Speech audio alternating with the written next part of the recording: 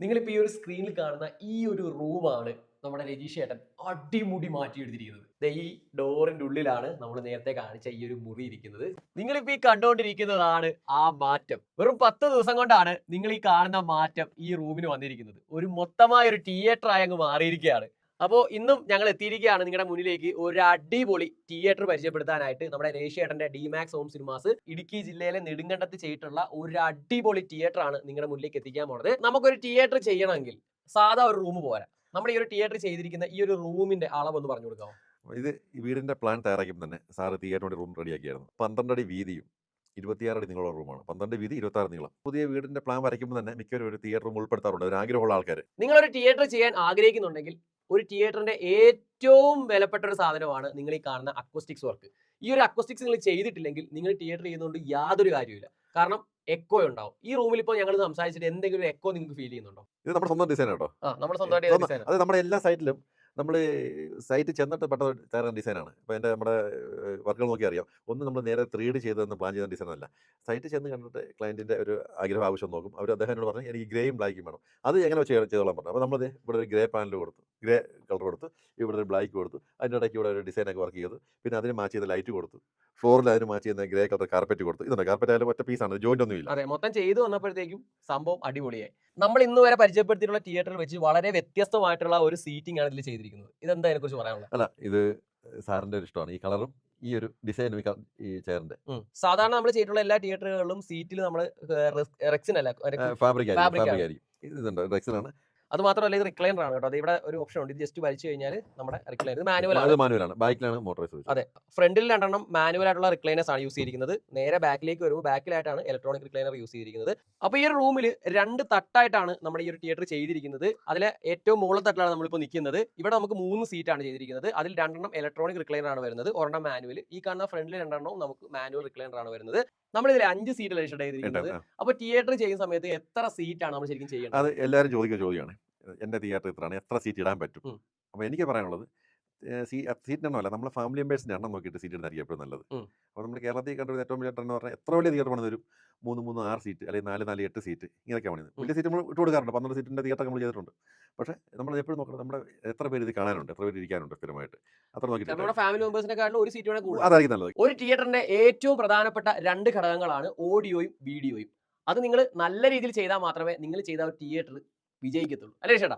അപ്പോൾ നമ്മൾ ഈ ഒരു തിയേറ്ററിൽ ചെയ്തിരിക്കുന്ന കോൺഫിഗറേഷൻ 11.2. ചേട്ടാ, അപ്പോൾ സബ് നമ്മൾ പുറത്താണ് വെച്ചിരിക്കുന്നത്. അതെ അല്ലേ? സബിന്റെ പുറകിൽ കൺട്രോൾ ഒക്കെ ഉണ്ട്. നമുക്ക് എന്തെങ്കിലും ഒന്ന് അഡ്ജസ്റ്റ് ചെയ്യണമെങ്കിൽ നമുക്ക് എളുപ്പമാണ്, അകത്ത് കയറണ്ടല്ലോ. അതുകൊണ്ട് സബ് 2 നമ്മൾ പുറത്ത് വെച്ചേക്കുന്നത്. ആദ്യമായിട്ട് നമുക്ക് LCR, അതായത് ലെഫ്റ്റ് സെന്റർ റൈറ്റ്, അത് നമ്മുടെ സ്ക്രീനിന്റെ ബാക്കിലാണ്, സ്ക്രീനിന്റെ പുറകിലാണ് വെച്ചിരിക്കുന്നത്. അത് നമ്മൾ മാക്സിമം വലിപ്പമുള്ള സ്ക്രീൻ കൊടുത്തു. ഈ റൂമിൽ ചെയ്യാൻ പറ്റുന്നത് മാക്സിമം വലിപ്പമുള്ള സ്ക്രീൻ കൊടുത്തിരിക്കുകയാണ്. അപ്പോൾ സ്ക്രീൻ വേണ്ടോ വാൾ ടു വാളാണ്, ചെറിയ ഗ്യാപ്പേ ഉള്ളൂ. അതെ, ചെറിയ. അതുകൊണ്ട് തന്നെ സ്പീക്കേഴ്സ് എല്ലാം തന്നെ അകത്താണ്. അത് ഈ സ്ക്രീൻ പ്രത്യേകത ഉണ്ട്. ഇത് ട്രാൻസ്പെറന്റ് അക്കോസ്റ്റിക് സ്ക്രീനാണ്, അതായത് ശബ്ദത്തെ കടത്തിവിടും. ഫ്രണ്ടിലെ LCRും സബും ഒക്കെ കണ്ടു. അതിനുശേഷം നമ്മൾ എത്തിയിരിക്കുന്നത് സറൗണ്ട് സ്പീക്കറും അറ്റ്മോസ് സ്പീക്കറും നിങ്ങളെ കാണിക്കാൻ വേണ്ടിയാണ്. ഈ കാണുന്നതാണ് നമ്മുടെ സറൗണ്ട് സ്പീക്കർ. ഇത് വരുന്നത് നമ്മുടെ ഇൻവാൾ സ്പീക്കറാണ്. ബ്രാൻഡ് വരുന്നത് പോൾകോഡിയോ ആണ്. ഒരുപാട് ഫാൻസ് ഉള്ള ഒരു ബ്രാൻഡ് ആട്ടോ ഈ പോൾകോഡിയോ എന്ന് പറയുന്നത്. കാരണം വെച്ചാൽ ക്വാളിറ്റി അല്ലേ ചേട്ടാ? നല്ല ക്വാളിറ്റിയാണ്. 4 സറൗണ്ട് സ്പീക്കർ ഉണ്ട്, കൂടാതെ തന്നെ 4 അറ്റ്മോസ് സ്പീക്കർ നിങ്ങൾ കാണുന്നുണ്ട്. എല്ലാം പോൾകോഡിയോ ആണ്. ഈ ഒരു തിയേറ്ററിന്റെ ഓണറിന് 4 അറ്റ്മോസ് സ്പീക്കർ വേണമെന്ന് നിർബന്ധമായിരുന്നു. രേഷന്റെ അടുത്ത് ആദ്യം പറഞ്ഞതാണ്. നമ്മുടെ ഒരു തിയേറ്ററിൽ അത്യാവശ്യം വില കൂടിയ അല്ലേ ചേട്ടാ? ഏകദേശം നല്ലൊരു കോസ്റ്റ് വന്ന ഒരു സാധനമാണ് നിങ്ങളിപ്പോ ഈ കണ്ടോണ്ടിരിക്കുന്ന ഈ ഒരു പ്രൊജക്ടർ. ലക്ഷങ്ങൾ വില വരുന്ന ഒരു പ്രൊജക്ടറാണ് നിങ്ങൾ ഇപ്പോൾ ഈ കണ്ടോണ്ടിരിക്കുന്നത്. LGയുടെ 4K ലേസർ പ്രൊജക്ടറാണ്. ഈ ഒരു പ്രൊജക്ടർ ഉള്ളതുകൊണ്ടാണ് ഇത്രയും നല്ലൊരു വിഷ്വൽ ക്വാളിറ്റി ഈ ഒരു തിയേറ്ററിന് കിട്ടുന്നത്, അല്ലേ ചേട്ടാ? നമ്മുടെ കഴിഞ്ഞ വീട്ടിൽ സോണി ആയിരുന്നു, അത് സോണി ലേസർ ആയിരുന്നു. ഇതിവിടെ LGയുടെ ലേസർ പ്രൊജക്ടറാണ്. അപ്പൊ നിങ്ങൾ ഈ കണ്ടോണ്ടിരിക്കുന്നതാണ് നമ്മുടെ തിയേറ്ററിന്റെ പ്രൊജക്ടറിന്റെ ക്വാളിറ്റി.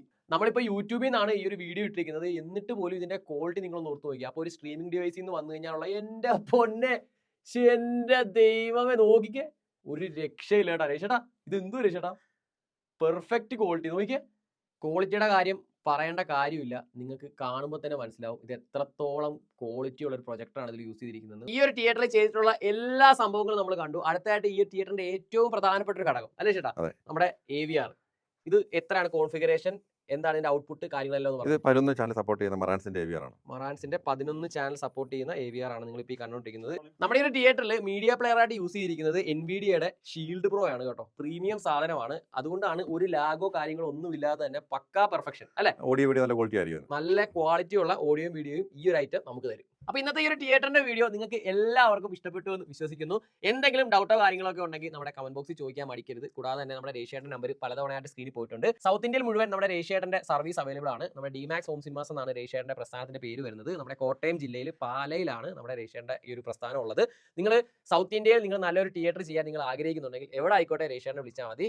വിസിറ്റിംഗ് ഫ്രീ ആണ് അല്ലേ? തീർച്ചയായിട്ടും. നിങ്ങളുടെ വീട്ടിൽ വന്ന് നിങ്ങളുടെ സൈറ്റ് കണ്ട് നിങ്ങളുടെ എന്താണോ തിയേറ്റർ വേണ്ടത് അതിന്റെ ഫുൾ എസ്റ്റിമേഷൻ കാര്യങ്ങളൊക്കെ നമ്മുടെ രേഷ്യേട്ടൻ തരുന്നതായിരിക്കും. അപ്പോൾ എന്തായാലും തിയേറ്റർ ചെയ്യാൻ ആഗ്രഹിക്കുന്നവരുണ്ടെങ്കിൽ കോൺടാക്ട് ചെയ്യാം. ഈ ഒരു വീട് നമ്മുടെ ഇടുക്കി ജില്ലയിൽ നെടുങ്കണ്ടത്തുള്ള ഒരു ഗംഭീരമായിട്ടുള്ള ഒരു വീട് ആണ് നിങ്ങളിപ്പോൾ ഈ കണ്ടുകൊണ്ടിരിക്കുന്നത്. അടിപൊളി ഡിസൈൻ ആണ് കേട്ടോ. വീടും തിയേറ്ററും എല്ലാം കൂടെ ചേർന്ന് വന്നപ്പോഴത്തേക്കും ഗംഭീരമായി. കൂടാതെ തന്നെ ഈ ഒരു വീട്ടിലേക്ക് കയറി വരുന്ന ആ ഒരു വഴിയൊക്കെ വളരെ രസമാണ് കാണാനായിട്ട്. അപ്പോൾ ഞാൻ ശരിക്കും ആലപ്പുഴക്കാരാണ്. എനിക്കിത് കണ്ടപ്പോൾ ഭയങ്കര കൗതുകമായിട്ട് തോന്നി കേട്ടോ. അപ്പോൾ മൊത്തത്തിൽ നമ്മൾ ഈ വീഡിയോ എല്ലാം നിങ്ങളെ കാണിച്ചിട്ടുണ്ട്.